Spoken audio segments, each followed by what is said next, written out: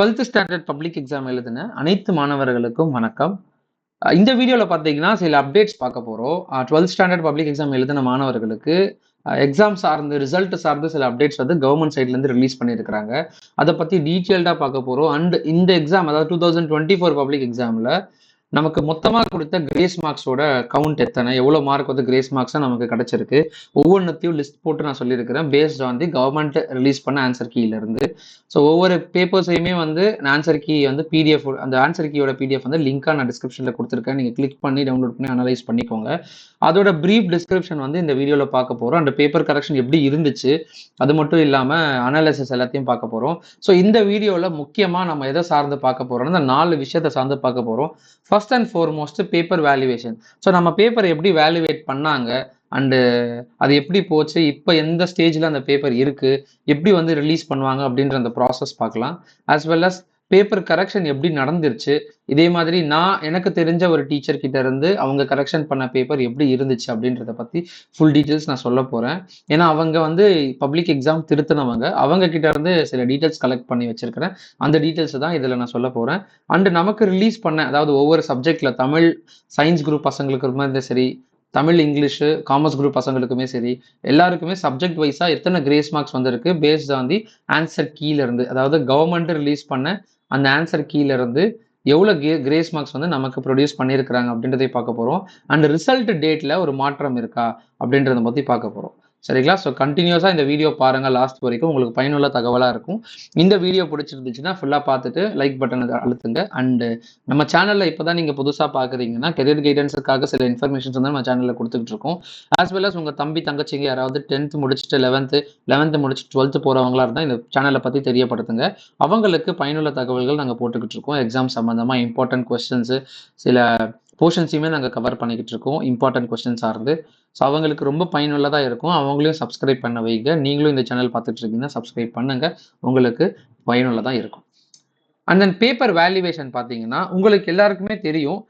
Actually 1லேருந்து, அதாவது 1 மார்ச்லேருந்து நமக்கு 22 March வரைக்குமே நடந்துச்சு எக்ஸாம். அதாவது ஓவராலாக commerce and physics group, science group பசங்களுக்கு எல்லாருக்குமே பார்த்தீங்கன்னா 1 மார்ச்லேருந்து 22 மார்ச் வரைக்கும் எக்ஸாம்ஸ் நடந்துட்டு இருந்துச்சு.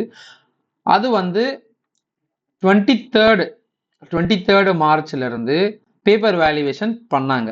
அதுலேருந்து 13 ஏப்ரல் வரைக்கும் பேப்பர் வேல்யூவேஷன் நடந்துச்சு. அது எல்லாமே டீட்டெயில்டாக நம்ம ஒரு வீடியோவில் சொல்லியிருக்கிறோம். அந்த வீடியோவோட லிங்க்கும் நான் கொடுத்துருக்கேன், நீங்கள் பாருங்கள். ஸோ நமக்கு ஒரு எக்ஸாம் எழுதி முடித்த உடனே ஆன்சர் ஷீட்டில் நமக்கு என்ன பண்ணுவாங்கன்னா, ஆன்சர் ஷீட்டில் இது ஒரு ஏ அப்படின்ற ஒரு காலமு, இது இருந்து மொத்தம் 3 சைட்ஸ் இருக்கும். அதாவது மூணு பார்ட்டாக பிரிச்சிருப்பாங்க. இதில் இந்த பார்ட்டை வந்து கட் பண்ணி எடுத்துருவாங்க. பேலன்ஸ் இந்த பார்ட்டு தான் வந்து கரெக்ஷனுக்குள்ளே போகும். ஸோ ஒன்ஸ் வந்து அந்த பேப்பரை கலெக்ட் பண்ணி ஒரு ரூமுக்குள்ளே, அதாவது ஒரு ஜோன்ஸுக்குள்ளே அனுப்புவாங்க. அந்த ஜோனுக்குள்ளே இருந்து கலெக்ஷன் ஜோன்னு சொல்லுவாங்க. அந்த ஜோனுக்குள்ளே இருந்து ஒரு இடத்துக்கு மூவ் பண்ணுவாங்க, அந்த கலெக்ஷன் பாயிண்ட்டுக்குள்ளே. அந்த பாயிண்ட்ல இருந்து என்ன பண்ணுவாங்கன்னா பேப்பர்ஸை வந்து ஷஃபில் பண்ணுவாங்க.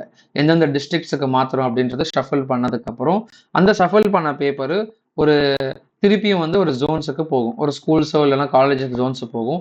அந்த ஜோன்ஸில் வந்து 3 பேர் வந்து கரெக்ஷன் பண்ணுவாங்க. யார் அப்படின்னா செக்ஷன் ஆஃபீஸரு, அதுக்கப்புறம் சீஃப் எக்ஸாமினரு அண்டு அசிஸ்டன்ட் எக்ஸாமினர். இந்த 3 பேர் வந்து பேப்பரை வேல்யூவேட் பண்ணுவாங்க. ஃபர்ஸ்ட் டே ஆஃப் கரெக்ஷனில் பேப்பர் வேல்யூவேஷனில் பார்த்தீங்கன்னா செக்ஷன் ஆஃபீஸரும் அண்ட் சீஃப் எக்ஸாமினரும் வந்து பேப்பர் கரெக்ட் பண்ணுவாங்க. ஒன்ஸ் அதை கரெக்ட் பண்ணி முடிச்சதுக்கப்புறம் அசிஸ்டன்ட் எக்ஸாமினரும் சேர்ந்து அதில் மிங்கிள் ஆகிடுவாங்க. எல்லா பேப்பரையுமே வந்து கரெக்ட் பண்ணி முடிச்சுட்டு அதை வந்து டோட்டல் பண்ணுறதுக்கு ஒரு பர்சன் இருப்பாங்க. அந்த டோட்டல் பண்ணுற பர்சன் வந்து டோட்டல் பண்ணி அதில் மார்க் எவாலுவேட் பண்ணி ஃபர்தராக திருப்பியும் வந்து ரீசெக் பண்ணுவாங்க. அந்த ரீசெக் பண்ணி இவங்களுமே டோட்டல் பண்ணதுக்கப்புறம் அந்த மார்க் எடுத்துகிட்டு போயிட்டு அந்த ஸ்டூடெண்ட்டோட பேசிக் டீட்டெயில்ஸில் வந்து ஃபில் பண்ணிடுவாங்க. ஸோ அவங்களுக்கு எம்எஸ்ன்னு சொல்லிட்டு ஒரு ஐடி இருக்கும். அந்த எம்எஸ்ல வந்து ரெஜிஸ்ட்ரேஷன் நம்பர் போட்டு ஸ்டூடெண்ட்ஸோட மார்க்ஸ் வந்து என்ரோல் பண்ணுவாங்க ஆன்லைனில். ஸோ இந்த ப்ராசஸ் நடக்கும். ஒன்ஸ் மார்க் என்ரோல் பண்ணி முடிச்சதுக்கப்புறம் அந்த பேப்பர் வந்து சர்டன் டிபார்ட்மெண்ட்டுக்கு, அதாவது எஜுகேஷன் டிபார்ட்மெண்ட்டுக்கு வந்து போயிடும். அந்த எஜுகேஷன் டிபார்ட்மெண்ட் எங்கே இருக்குன்னா சென்னையில் இருக்குது. ஸோ இந்த சென்னையில் இருக்கிற எஜுகேஷன் டிபார்ட்மெண்ட்டுக்கு எல்லாத்துக்குமே போயிடும். இந்த பேப்பர் வந்ததுக்கப்புறம் அவங்க என்ன பண்ணுவாங்கன்னா கலெக்ட் பண்ணி வச்சுப்பாங்க. ஒன்ஸ் ஆஃப்டர் ரிசல்ட்டுக்கு அப்புறம் அவங்க என்ன பண்ணுவாங்கன்னா ரீவேல்யூவேஷன் அப்படி இல்லைன்னா ரீடோட்டலிங்க்கு பயன்படுத்தும் போது அந்த பேப்பர் வந்து எவாலுவேட் பண்ணுவாங்க. ஒவ்வொரு டிஸ்ட்ரிக்டாக போயிட்டு அந்த பேப்பர் கலெக்ட் பண்ணுறதுக்கு டைம் ஆகிடும். அதனால சடனாக அது பண்ணணுன்றதுனால சென்னையில் தான் வச்சுருப்பாங்க. நீங்கள் எந்த டிஸ்ட்ரிக்டில் இருந்தாலுமே ரீவேல்யூவேஷனுக்கு ரீ டோட்டலிங் எல்லாத்துக்குமே சென்னை தான் வந்தாகணும் அப்ளை பண்ணுறது. சரிங்களா? ஸோ இதுதான் வந்து நம்ம பேப்பர் வேல்யூவேட் பண்ண அந்த ப்ராசஸ்ஸு. இப்போ நம்ம பேப்பர் எங்கே இருக்குன்னு கேட்டிங்கன்னா ஆன்லைனில் அப்டேட் ஆகிட்டு நமக்கு இந்த சென்னை டிபார்ட்மெண்ட்டில், அதாவது இந்த டிஜிஇன்னு சொல்லுவாங்க, நுங்கம்பாக்கத்தில் இருக்குது. அதாவது டைரக்டரேட் ஆஃப் கவர்மெண்ட் எக்ஸாமினேஷன்ஸ்னு சொல்லிட்டு அந்த டிபார்ட்மெண்ட்டில் இருக்கும். அந்த டிபார்ட்மெண்ட்டில் இருக்கிற அந்த எக்ஸாமினேஷன் பில்டிங்கில் அவங்க பேப்பரை வந்து சேஃபாக வச்சுருப்பாங்க. ஒன்ஸ் ரிசல்ட் அனௌன்ஸ்மெண்ட் பண்ண உடனே அந்த ப்ராசஸ் வந்து ஸ்டார்ட் பண்ணுவாங்க, ரீடோட்டலிங் அப்படின்னா ரீவேல்யூவேஷனுக்கு.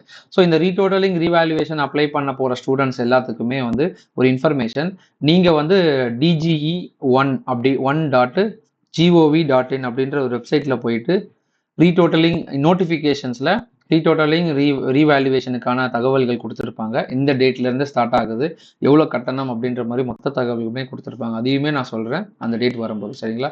ஸோ நீங்கள் எதிர்நோக்கி காத்துக்கிட்டு இருக்கிற உங்களோட ரிசல்ட் எதிர்நோக்கி காத்துட்டு இருக்க மாணவர்களுக்கு இந்த தகவல் வந்து ரொம்பவே பயனுள்ளதாக இருக்கும். இதை நோட் பண்ணி வச்சுக்கோங்க. அண்ட் தென் பேப்பர் கரெக்ஷன் வந்து எப்படி இருந்துச்சு அப்படின்னு சொல்லிட்டு நம்ம பார்க்கணும்.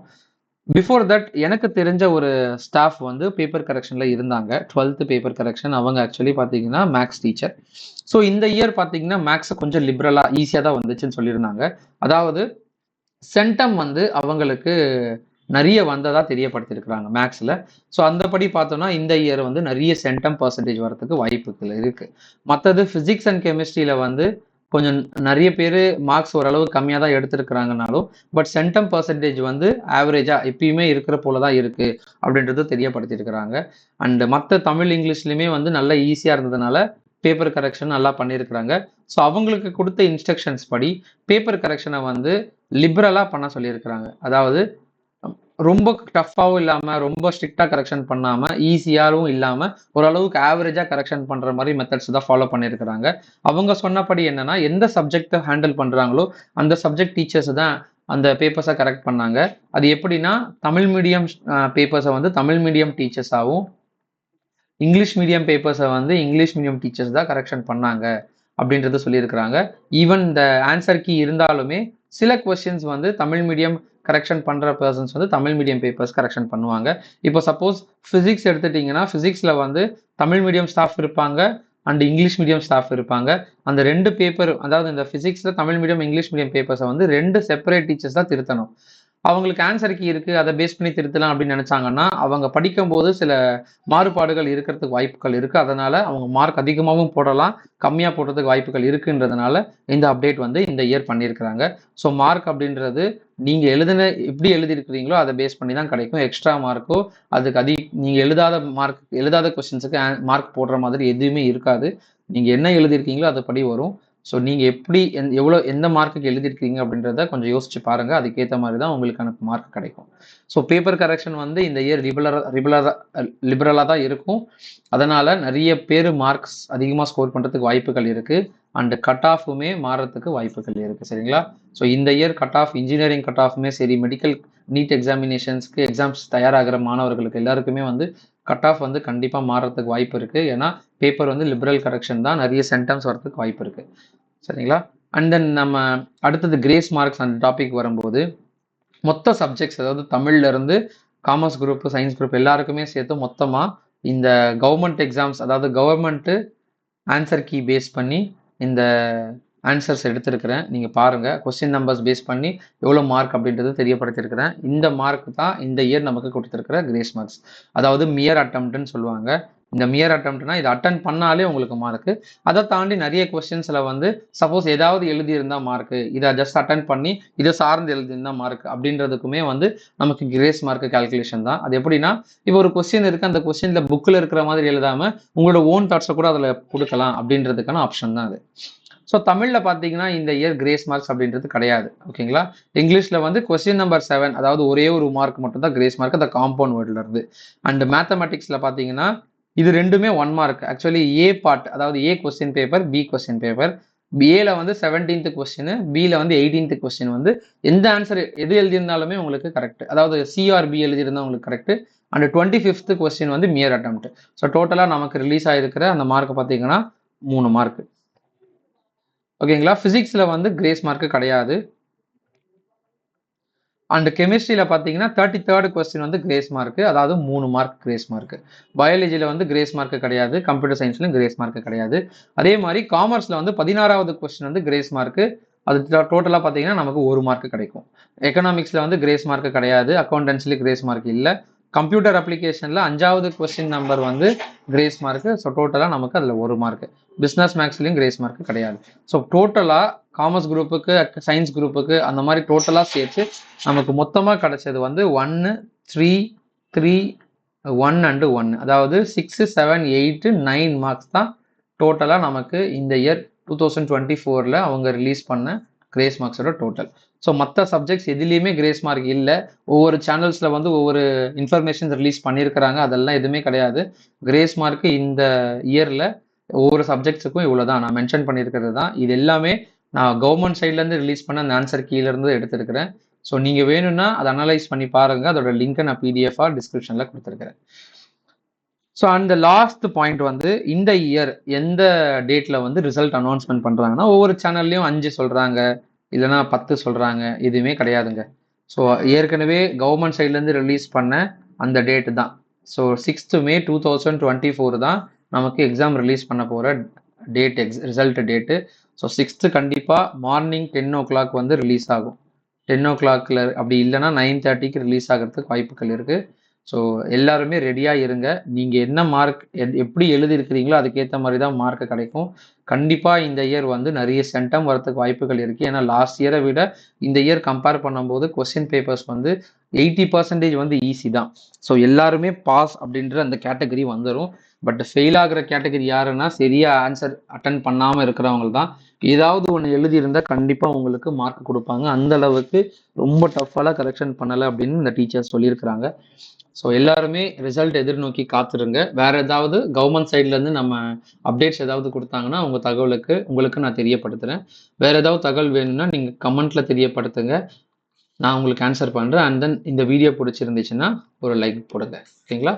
And thank you.